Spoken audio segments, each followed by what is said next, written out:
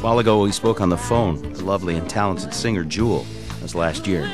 We're delighted that she took us up on our invitation to hop across the hall from our country station, and here she is in town. She's not only live in the studio, but she's brought her guitar along as well for a taste of the new Jewel CD. To date, by the way, this beautiful young lady has already sold nearly 30 million CDs worldwide. And when her new CD, Perfectly Clear, comes out, we'll tack on another 5 mil. What do you think? 5 mil? We hope. Yeah. Jewel, by the way, my brother will kill me because I didn't mention ahead of time that you'd be here because I didn't know. Aw, that's sweet. He's like a huge, and not scary fan, but a borderline. How are you doing? I'm doing really good, thank you. You're touring the whole country now in support of this, right? Mm-hmm. And you love to play. I do like to play. It's a fun job. I never thought my life would work out this good where I get paid to play and write songs. Now that you're this good, though, do you still practice? Gosh, yeah. I mean, I'm always writing songs and goofing around, and that's sort of practice, I guess. What sort of inspiration how does song inspiration hit you? Does it just float out of nowhere and you don't know, or do you look at something and say, I think I'll write a song about that? I actually started writing songs because I was 16. I was going to school at a fine arts school in Michigan, and I wanted to hitchhike through Mexico for spring break, like all parents hope their children do one day. Oh, of course they do, yeah. Well, I hope for my little girl. Because it's so safe down there. And there's so many nice guys to show you around. Yes, good people. But I got on the train in Detroit, and I had enough money to get to Chicago, and I thought, gosh, I grew up singing my whole life. My dad was a musician. I grew up bar singing and doing songs and that. But I couldn't read music. We were just talking about this. I couldn't read music, so I couldn't learn other people's songs. And I thought, gosh, I'll just make stuff up, and it'll be easier than having to learn somebody else's stuff. You're kidding. So I just went on a So you thought you were taking a shortcut to the hard process of learning cover songs by simply writing what came into your head. I'll be lazy and just write what comes into my... That's funny. I would just make stuff up about people as they walked by. I'd look in office buildings and write about that, and see people walk by and write about that. And I did make it to San Diego. I hitchhiked all through Mexico. I gotta know this though before you go away from that. Were you good from the get-go? I mean, let's be honest. Were you like the one from Friends that wrote the song about the smelly cat when you first got started? I don't know. My very first song that I wrote on that trip was "Who'll Save Your Soul." So. Oh wow, damn, that's your first. There's song. your answer. Holy cow! Who are your big influences, Jewel? All kinds. Merle Haggard was one of my big heroes because he wrote. I like people that write their own songs and their own hits. It's a hard thing to do, and Merle Haggard wrote, I think, 51 of his 54 #1 hits, which is, he deserves a cape. Pretty much. And in country music, frequently there are. I mean, we can say. I don't know why anybody has anything against them, because even Elvis was a guy who didn't write his own hits. But there's a sort of a look at people who don't write their hits as more or less manufactured stars, because they've got country actually has been really moved away from singer-songwriters in the last, 10 or 15 years, I'd say. But it's really starting to come back now. You're really seeing like Taylor Swift's and a lot of kids that are really writing great music, and it's starting to really come back, because I do think that's the proudest tradition in country music. How old are you, Jewel? I'm 33. You're 33 years old, so you're Don't a little ask me bit... what I weigh. This is getting a little personal. No, I wasn't going to go there. You ask me every day. I don't have to. They should keep all You're women actually on sitting on a scale and you don't know it. So they should keep all women on ice for a lot of their life. That you grew up in Alaska, right? Maybe that's why you look so good at 33. Well, thank you, you charmer over there, you. But I already used the ugliest word in the planet. I used the C word on Jewel. I used the word cover. Cover. I know. I kind of had to chastise him. Yeah. You are a little older than some of the gals now, like Britney, who are having all the problems, and some of the younger ones coming up. You're very, very well grounded. You're probably not into preaching or even giving advice, but if I could coax a little out of you, how do you stay so together and be in show business? Because it's tough.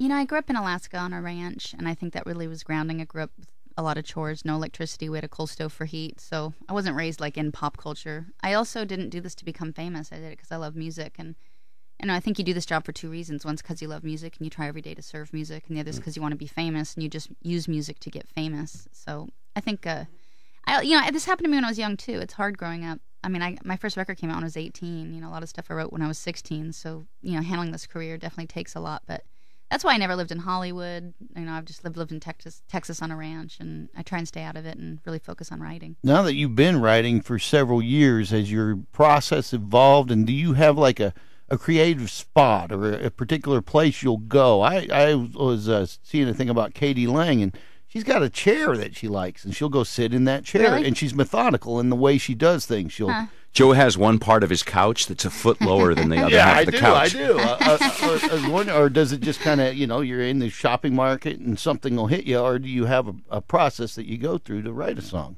It's changed over the years. I was really lucky. My first record didn't actually do that good for about a year. Couldn't get arrested on the radio. Didn't sell any copies. What record label were you on? I was on Atlantic. You were on Atlantic from the start, yeah. But I didn't really fit in anywhere. My music, grunge was huge, and my music wasn't grunge, and nobody knew what to do with me. And I was about to start making a second record when Bob Dylan took me on the road. And when I went out with Dylan, they were like, he won't watch your show. He doesn't meet the opening Clarify, act. you didn't go out with Dylan. I went out on the road. On the road with Dylan. Okay, just yes. checking.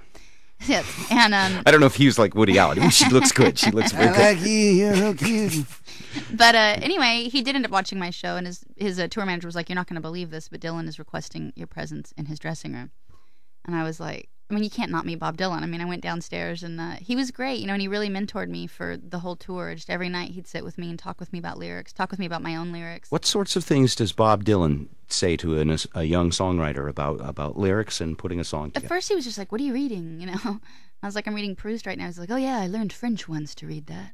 I'm like, "Oh, I hate him." Crack that off. Yeah, thanks for that. So this already answers one question that I had. Lyrics are, in some music, lyrics are not that important. Mm-hmm. In your music, lyrics are everything. You are telling a story, you are relating something, and you actually have to be well-read or researched or have enough experience input in your head to come out with something, right?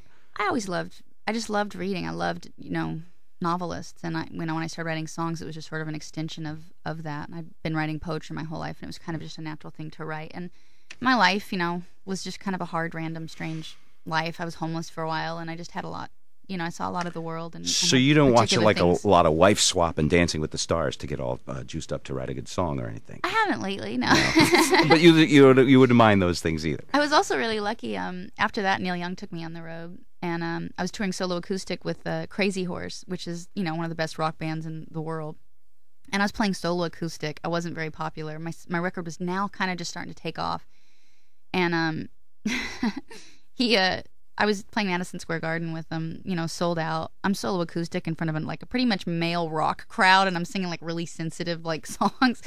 And I must have looked really green because I walked by Neil's dressing room, and he's like, "What's the matter?" And I'm like, "You look nervous." I'm like, "I am nervous." He's like, "Why are you nervous?" I'm like, "It's Madison Square Garden, and you're Neil Young and Crazy Horse. I'm going to be slaughtered out there." And he comes up to me, and he puts his finger in my face. He goes, "This is just another hash house on the road to success. You show them no respect." I thought that was cool.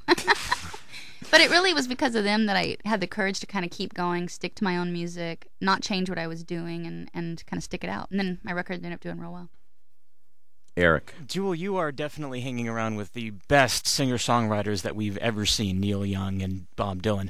You could call them activist philosophers, if you will.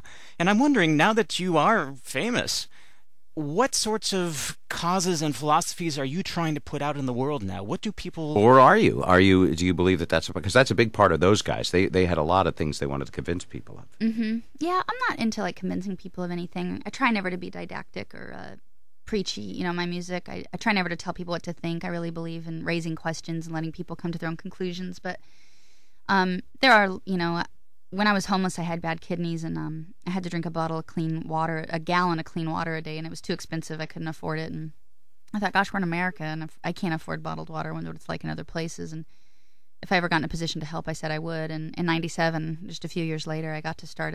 My brother and I started an organization called Project Clean Water. And we basically, 50 cents of all my ticket sales goes to Project Clean Water, and my brother goes around the world, and we put in wells in different villages all around the world. We've done about 35 wells in 15 different countries. Wow. Okay, that's big. So you make the statement. Fantastic. Yeah. We work with World Vision on similar projects. Great. Very good stuff.